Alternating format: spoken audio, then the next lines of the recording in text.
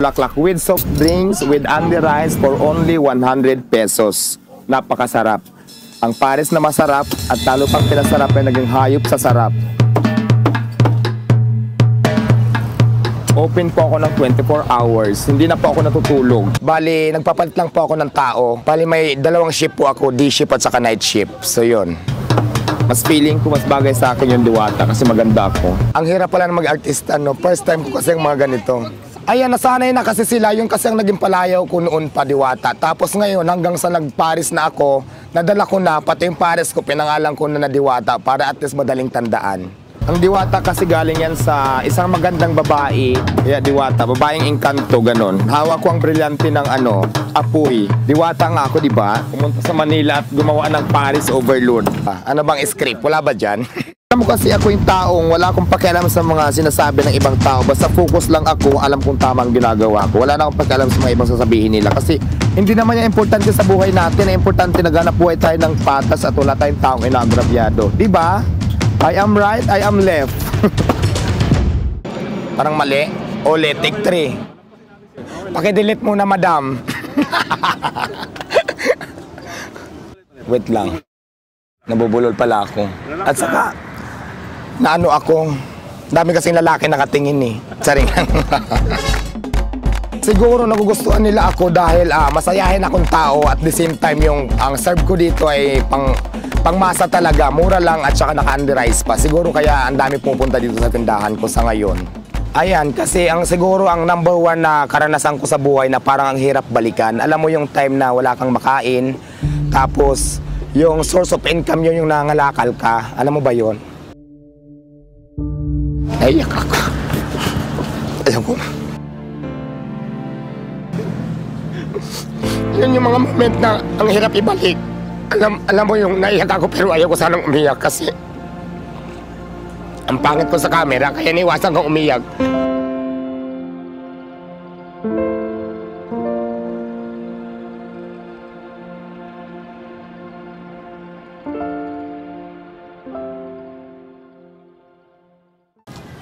Naiyak tuloy ako. Sige, na-ready na ako, may boses na ulit.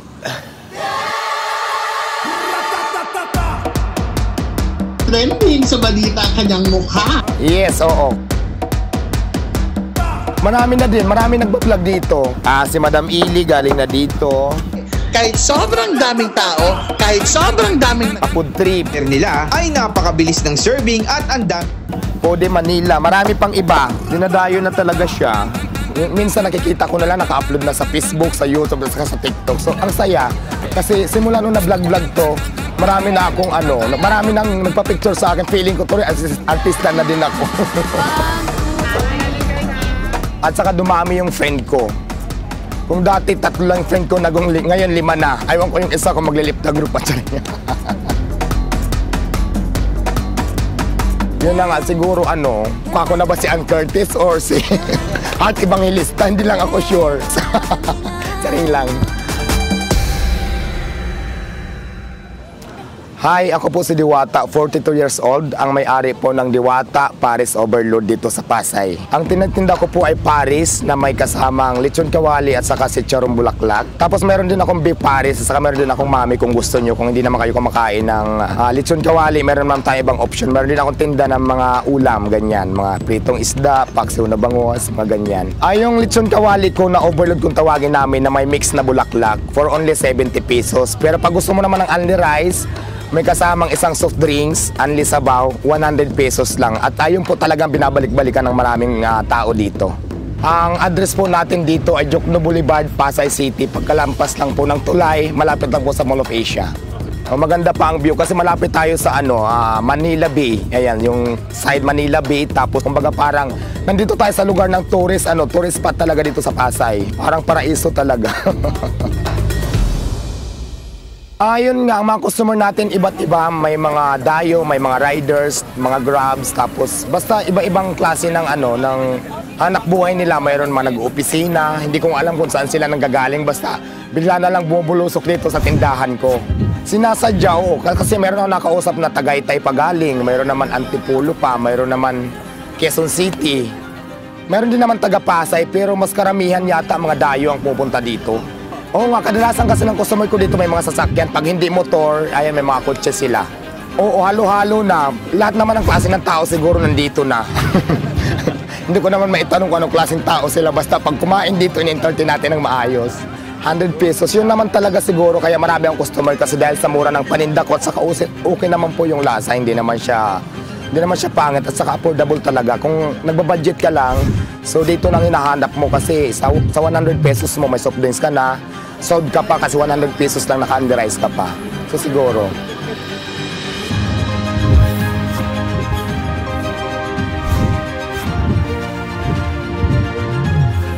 Yun nga, may kumain dito na taga GME. Juancho Trevino yung nagpunta rito. Hindi pa napalabas pero parang nagtiping kami dito noong nakaraan. Pero hindi ako sure kung kailan ipapalabas. Hindi ko pala naitanong. Parang sure daw yata ni Kuya Kim yung kaya lang hindi ko pa nakita kung napalabas na.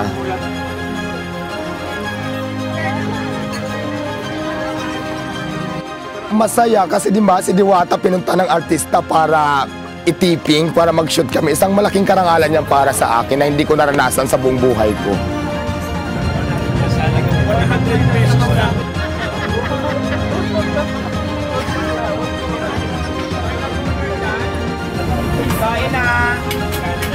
Hindi ko alam kung anong title. Parang alam mo ba daw? Alam mo ba kung anong title? Ay, dapat alam mo. Alam nyo rin ba? Matagal na ako dito sa lugar na to kasi dati sa ilalim na ako ng tulay dito din sa lugar na to sa unahan. Nung hindi pa ako nagtitinda ng ganito, hindi pa ako nagpapares. Tapos hanggang sa nagtinda na ako, dito pa rin ako hanggang ngayon. Ayun, dati naman talaga wala akong idea dito. Mayroon akong friend kasi ang tinda ko lang dati mga sigarilyo, soft drinks, mga merienda. Mayroon akong friend na magaling magluto. Ang ginawa ko lang dati nung kumikita ang tindahan ko, nag-ipon ako at bumili ng gamit. Tapos yung friend ko tinulungan ako. Siya ang nagluluto, nagkantin kami, tapos nagparis. Kumbaga parang doon ko yan natutunan sa kanya lahat. Hanggang ngayon, wala na yung friend ko. So ako na nagpatuloy. Ganun po yung store. Wala na siya. Namatay na yung friend ko nung nakaraang taon pa. Kaya yun, parang namana ko to sa kanya lahat. Yung natutunan ko doon sa kanya, ginawa hanggang ngayon, pinagpatuloy ko na hanggang sa marunong na ako. So ito na ngayon, naging Diwata para sa Overload na siya. At kilala na din sa madlang people. Isa yan kasi sa mga style ko, yung talagang sa akin kasi kahit na konti lang yung tubuin ko, basta consistent yung customers ko at saka ang saya ng pakiramdam kapag nakikita kong satisfied sila. Alam mo ba yung aalis sila, kumain sila na nakangiti dahil satisfied sila sa serbisyo ko. Ang sarap ng feelings, doon pa lang masaya na ako kahit na konti lang yung kita ko, basta tuloy lang ang laban. Ganun po isa yan sa mga style ko kung bakit siguro pinupuntahan ako at dinadayo ako ng maraming customers.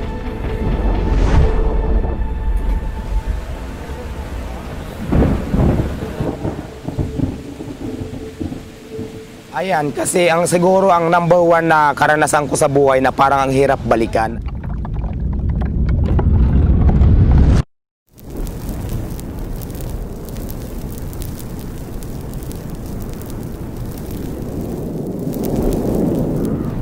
Kasi dumating sa point talaga na sa ilalim ako ng tulay nakatira.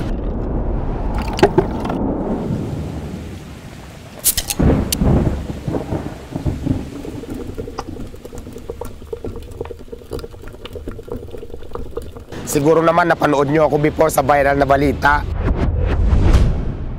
Ayun yung mga time na down ako.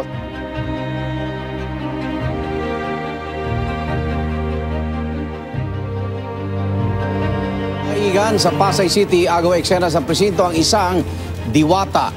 Tila isang modelo na rumampa sa presinto, si Deo Balbuena alias Diwata.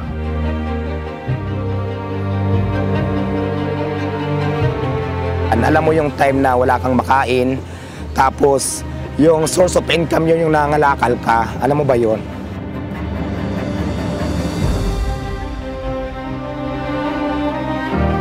Naiyak ako. Alam ko.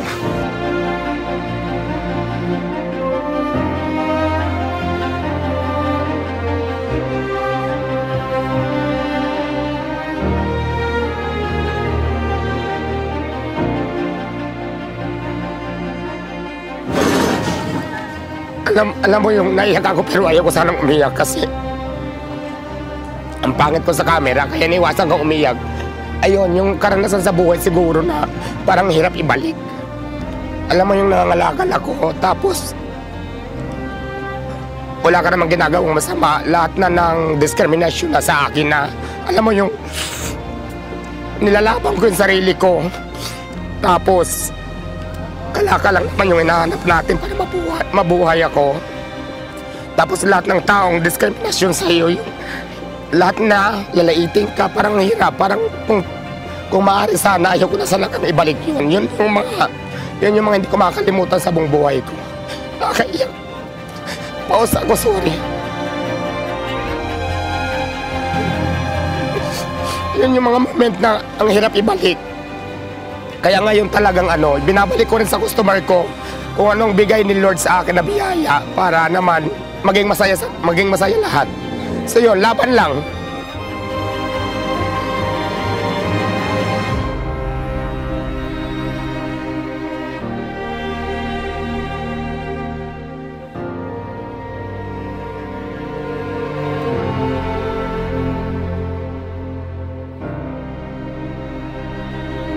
Hindi po ako nahihiya kung ano man po yung mga nakaraan ko kasi nakaraan na yan eh. At saka nangyari yan sa buhay mo, yun yung totoo, yun ang realidad. Bakit ka mahihiya?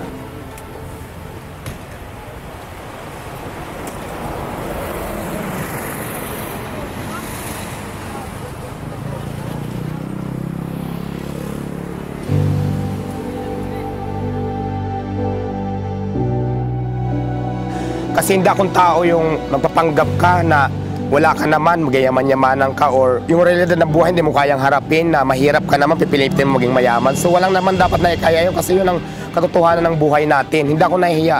Ang importante dyan, wala kang ginagawang masama at hindi ka na may merwisyo, lumalabang ka ng patas. So yun, parehas lang na buhay, tuloy lang ang laban. Huwag kayong susuko.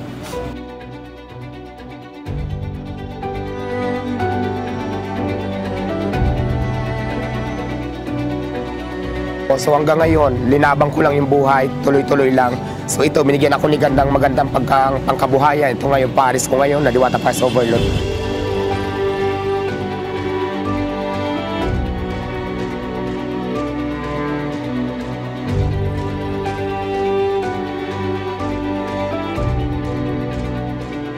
Mabait lang talaga si Lord. Pag magtiwala ka lang sa Kanya, kahit anong unos pa sa buhay mo talagang, pag hindi ka talaga bumitaw sa Kanya, tutulungan at tutulungan Kanya. Experience ko talaga yan sa buong buhay ko. So, kapit lang talaga. Tiwala lang kay Lord. Hindi Kanya pababayaan.